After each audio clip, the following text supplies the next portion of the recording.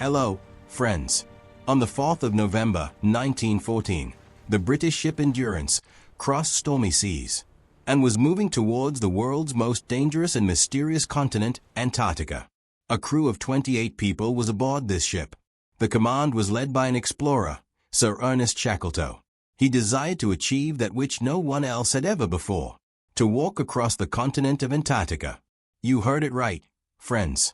In a time with no smartphone, no GPS, no modern technology, in the temperatures as brutal as -50 degrees Celsius on this icy continent, in the midst of snowstorms, from one edge to the another, he wanted to cross this continent on foot. He planned to reach the coast of Antarctica on this ship, through the Weddell Sea. Look at the map. Their plan was to land here exactly and start trekking to the South Pole, crossing which, he would then walk across to the Ross Sea. In total, this trek spanned 2,900 kilometers. If everything went according to the plan, it would have taken about 120 days to finish. But how badly did this plan fail? And the struggles they endured, neither they nor you can imagine it, friends. On the 5th of November, 1914, Endurance reached a whaling station on the South Georgia Island. This was the last human settlement on their way. If you look at the map, this group of islands is present near the tip of South America. Just south of them is the protruding part of Antarctica. This is called the Antarctica Peninsula. Beside it is the Weddell Sea, a sea that is surrounded by Antarctica on 3 sides. Because of this, the ice cannot flow out easily, and there is a dense permanent layer of ice. The weather was bad that day. So were the conditions in the Weddell Sea. People told Shackleton to delay this mission, because continuing in those conditions would be very risky. But Shackleton insisted. It didn't matter to him, and they continued. The 5th of December, 1914. Endurance kept moving forward, and soon, their worst fears came true. The ice in Weddell Sea was much heavier and denser than expected. But Shackleton kept moving forward. The 18th of January, 1915. After sailing along the edges of the ice for a while, the ship got stuck completely. A few days later, some crew members saw a 15-feet-long chasm in the ice about 50 meters away from the ship. This chasm was their last hope to get free. For 3 hours, the ship was driven at full speed of the engines to try and get out of the ice. But the ship didn't even budge an inch. The crew members got out of the ship and tried to cut through the ice with the tools they had at hand. But they failed. Gradually, the ice sheet on which this ship was stuck was drifting further away from the land. The point on Antarctica where the crew was planning to land is called the Vassal Bay. But this ship was drifting further away. They drifted away 60 miles. The problem was that there was water between the ice sheet and the Vassal Bay. So the crew couldn't simply get down and walk to the bay. And on the other hand, the ship was stuck in the ice. Months and weeks passed by trying to get the ship out. They knew that winter was coming. And there, winter means 24 hours of darkness.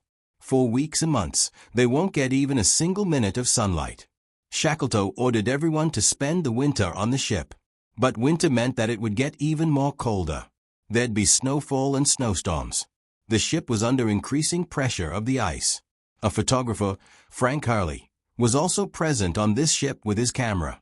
These photos were taken by him then. In these you can clearly see how the ice surrounding the ship was crushing it. On the 30th of September, 1915, cracks were visible on the ship, but the crew hadn't lost hope. On the 24th of October, 1915, at 6:45 p.m., suddenly, due to the immense pressure, the ice sheet broke apart and one of the pieces hit the ship. A heavy piece of ice broke Endurance's stern post, and water began to seep into the ship. The crew members set to work immediately. They tried to pump out the water. They kept at it for 3 days continuously, but the water was seeping in faster than it could be pumped out. The temperature was at -8.5 degrees Celsius, but the crew was neither scared nor nervous. Some of them tried to loosen the ice sheet surrounding the ship to reduce the pressure on it.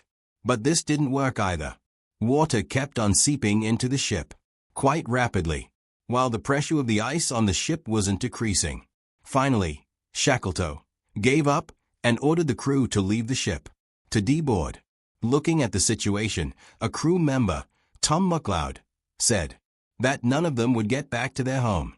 The ship had been stuck for more than 9 months. On the 27th of October, 2015, a loud explosion was heard. When Shackleton turned back to witness something truly shocking. The ship's rear had suddenly risen 20 feet. The rudder and stern post broke apart. The ship's wooden parts started disintegrating, and the front of the ship was filled with water. Thankfully, the crew members had already abandoned the ship by then. After a while, the water turned into ice, and because of this added weight, the front of the ship began sinking. As the ship sunk, so did Shackleton's dream of crossing Antarctica by foot. But something much precious was at stake now. Could they return alive? The crew had no radio, no telephone, no means to contact the rest of the world. They were stuck on an ice sheet in the Antarctic Ocean. An ice sheet floating in the water. On this sheet, there was a big rock of ice. The crew set up their camp there. First, they decided to check a count of their belongings. What did they have with them? How much food and water did they have? They found that they had 3 small boats, 1 sledge, with which they could move on the ice sheet, some important personal items of the crew, and about 1 month's ration. Only 1 month's food. There was only a little place to sleep at night. So many had to sleep on the ice. Most of them slept close together, to avoid being frozen.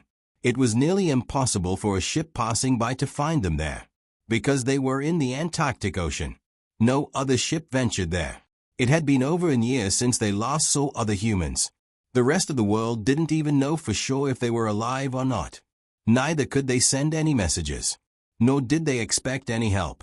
Shackleton had only one thing: faith on his skills and experience. But how long could this faith keep him and his crew alive? What would they do once they used up the food?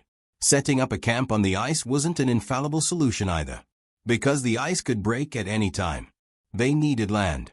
Shackleton ran his calculations and estimations. He believed that the nearest land was the Paulet Island, about 550 kilometers across the icy sea, an island at the tip of Antarctica. Ironically, in 1903, after a Swedish ship got stuck, some rescue gear was left behind on Paulet Island, so that if another ship got stuck in Antarctica in the future, they could rely on this island for rescue. That gear had been bought by Shackleton himself, and 12 years later, Shackleton needed it the most. The crew collectively decided to try to go to the Paulet Island, carrying their stuff with them on the sledge. And so Shackleton ordered that each person was allowed to carry only up to 2 pounds of necessary luggage. Many of them had brought their personal items from the ship, but Shackleton reminded them that nothing was more precious than their life. Shackleton left behind some gold coins and his Bible in the snow. The photographer Frank Hurley had taken around 400 photos. He had the negatives of the photos, but because of the 2-pound restriction, he could carry only 150 negatives with him. These 150 photos later presented this historical event to the world. A few weeks later, due to the shortage of food, the puppies living with the crew had to be killed. They had nothing else to eat. After a few days of preparation, the goods were loaded onto boats and sledges. Each boat weighed about 1 ton. It wasn't easy to pull them. Fate wasn't on their side, because by then, summer had returned to Antarctica, and temperatures were increasing, causing the surface of the ice sheet to become softer, making it difficult to pull their luggage. After 3 hours of hard work, when the crew looked back, they saw that they had crossed only 1 mile. The road ahead kept getting worse. Shackleton decided to camp there, until this ice sheet floated closer to land. The ice sheet on which they set up their camp was later named Ocean Camp. Shackleton delegated some work to each and every crew member, so that they won't be bored or feel depressed. On the 21st of November, 2015, the pressure on the Ray of Endurance had increased so much that the ship began bouncing on the water. It was airborne for a while, before sinking completely under the ice. The crew members were only a few kilometers away from the ship. They witnessed this entire incident, although they had already abandoned the ship, but seeing it sink like this left a deep emotional shock on them, as if their last link with the world had broken. Only the ice sheet remained, and the ocean camp they built on it. Over the next few days, things went well. But a few weeks later, this ice sheet started floating towards east, further away from land. So on the 23rd of December, 1915, Shackleton decided to leave the ocean camp. And once again, he decided to walk. But after walking a few kilometers, suddenly, they were faced with thin ice and water.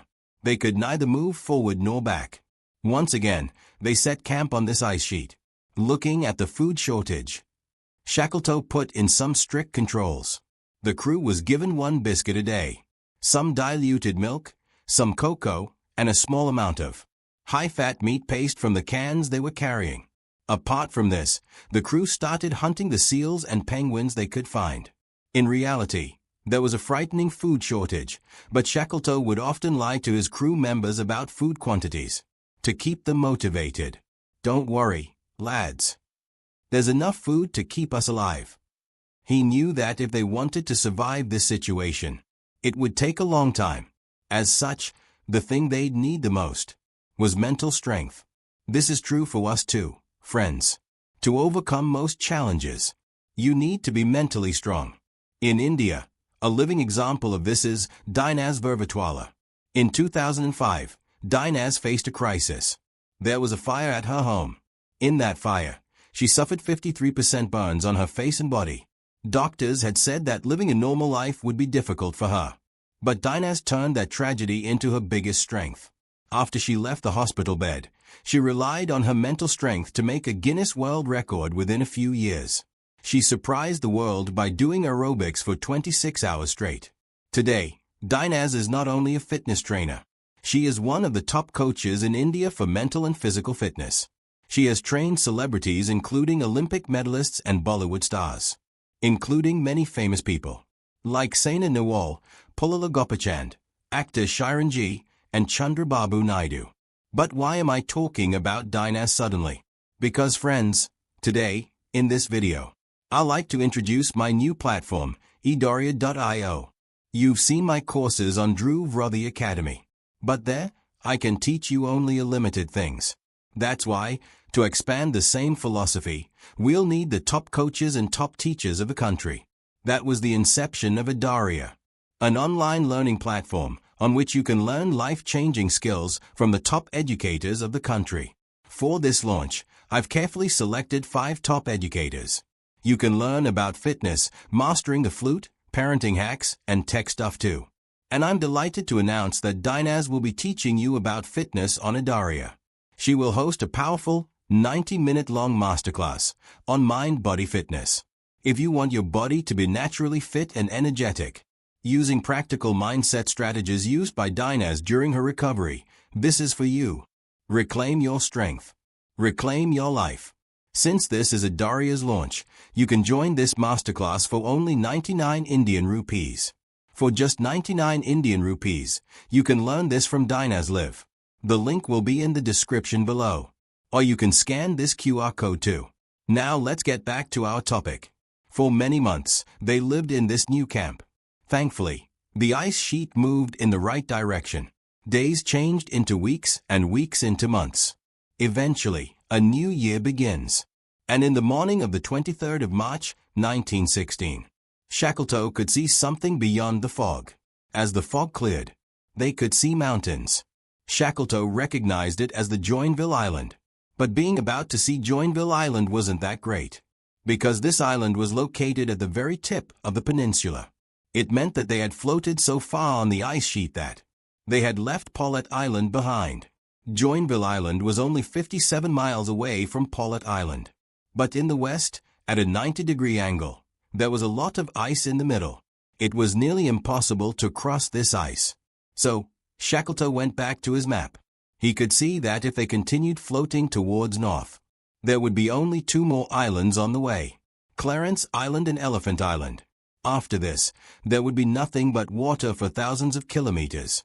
An ocean with waves so high that the chance of their survival would go down to almost zero. The water between the southernmost tip of South America and the northernmost tip of Antarctica is called the Drake's Passage. It is the most dangerous water body in the world, with waves as high as 12 meters. More than 20,000 sailors have lost their lives in Drake's Passage. And over the years, there have been at least 800 ships that have sunk in this Drake's Passage. Friends, Even now in 2025, if you try to cross this passage on a ship, you will see such scenes. The Drake's Passage rocks even the biggest cruise ships. So yes, Shackleton knew that if they reached Drake's Passage floating on the ice sheet, they would all die. Meanwhile, the food shortage had become severe, the waste meat scraps that had been set aside for the dogs. Humans had to now eat the less smelly bits. To get drinkable water, everyone would hold a small can filled with ice close to their bodies to melt the ice using their body temperature, to get some clean water to drink. But in these cans, they could collect only a few tablespoons of water at once. An interesting fact here was that although there were 28 people in this crew, officially, there were supposed to be only 27. In August 1914, when this ship departed from Britain, the 28th person, Blackborough, hid in the ship. Shackleton had already refused to add Burrow to this crew. But still, he came on board secretly. Later, when he was found out, Shackleton told him directly that if they even ran out of food, he would be the first human they'll eat. Friends, you'd remember the miracle of Flight 571. I shared it with you in this video. The survivors of that flight had to resort to this. A shocking and painful thing to do.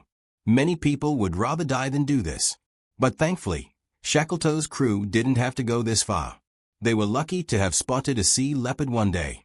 They hunted it to get about 1,000 pounds of meat.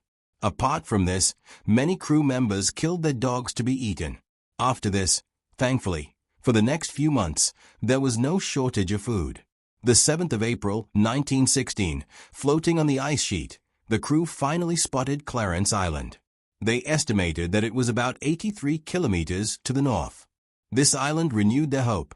But then suddenly, the wind changed direction. The wind started blowing eastwards. There were no islands in the east. There was no land. In a few hours, Shackleton and his crew lost all hope. The ice sheet on which they had set up their camp was getting smaller.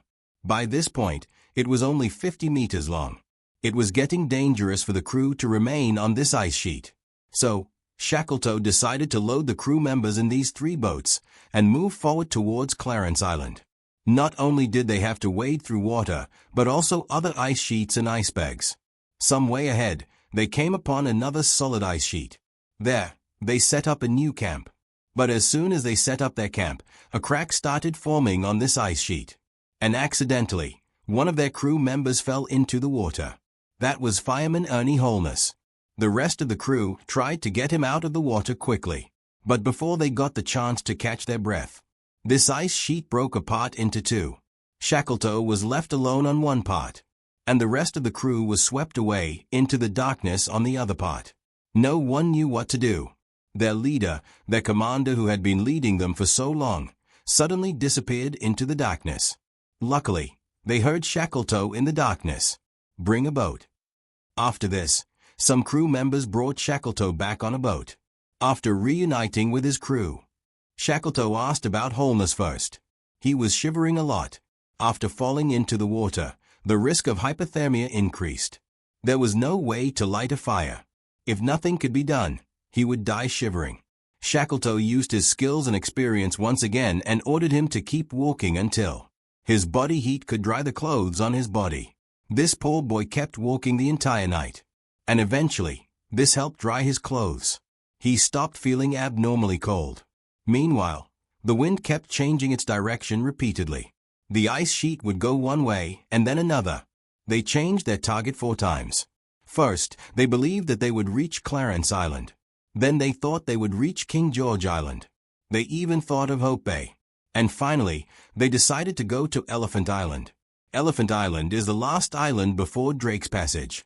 It was 160 kilometers away from them to the northwest. Since the iceberg was already moving northwards, the temperature was getting warmer slowly. The temperature had reached -8 degrees Celsius. The ice cover around them was getting lighter. But on the other hand, it also meant that fresh water supply was decreasing. They had almost run out of water. Everyone's lips were swollen and chipped due to thirst. Their throats were so dry that it was difficult to swallow food. Everyone was given raw seal meat, so that the blood would make it easier to swallow. Meanwhile, their ice sheet was slowly floating towards Elephant Island. They were only 50 kilometers away from Elephant Island. Shackleton ordered all boats to be brought down into the water. This last leg of their journey would be on boats. On the 15th of April, 1916, the crew could not believe their fate. The 3 boats reached the island safely, and after being on water for 497 days, the crew members were finally standing on land. Having been through hell, this desolate, uninhabited lump of rock seemed nothing short of heaven. They couldn't believe that their feet were actually on solid ground, and not on ice. Everyone was ecstatic, but they didn't know that their problems weren't over yet. The legs of Blackborough, one of the crew members, had stopped working. Another crew member, Rickinson, suffered a heart attack after they reached the island, but somehow he still survived. The biggest problem was that Elephant Island was completely uninhabited. No humans lived there. Neither did it have rescue supplies nor a way to contact others. This island was located in a place where no one went. No ship passed by. Their problem remained the same. How could they get back home? Looking at the map, Shackleton saw 3 options. First, going to Cape Horn, South America's southernmost tip, about 800 kilometers to the northwest. Second option, going to the Falkland Islands, about 880 kilometers away to the east of South America. Or the third option was to get help in South Georgia Island to the northeast, 1,300 kilometers away. Options 1 and 2 were closer, but going there meant traversing through Drake's Passage. Shackleton chose the third option. He believed that the sea and the air would support them more if they went to South Georgia Island. The crew was so exhausted that it was not possible to bring everyone along. Shackleton decided to take a small team of 5 to go to South Georgia by boat. Once there, they will ask for help from a ship, and the team stranded on the island will set up their camp on Elephant Island. On the 24th of April, 1916, Shackleton and his team of 5 people set out for South Georgia Island. If you look at their planned route on the map, you will see that they cannot avoid Drake's Passage completely. They would need to cross Drake's Passage to reach the island. But there was no better option. In this small paddle boat, they entered the world's most dangerous water body. To travel such a long distance, they would take turns to row the boat for 4 hours and rest for 4 hours. But how well could they rest in this small boat? Their journey was spent getting drenched by the waves, vomiting, and being exhausted. In April, winter begins for Antarctica. The sun would be in the sky for a few hours only, and they'd be in the dark for more than 20 hours. These few hours of sunlight were crucial, because on then could they use their sextant to navigate the direction, whether they were sailing towards the correct direction. They kept sailing for hours. Hours changed into days. On the way, water would get into their boat, and they'd pump it out.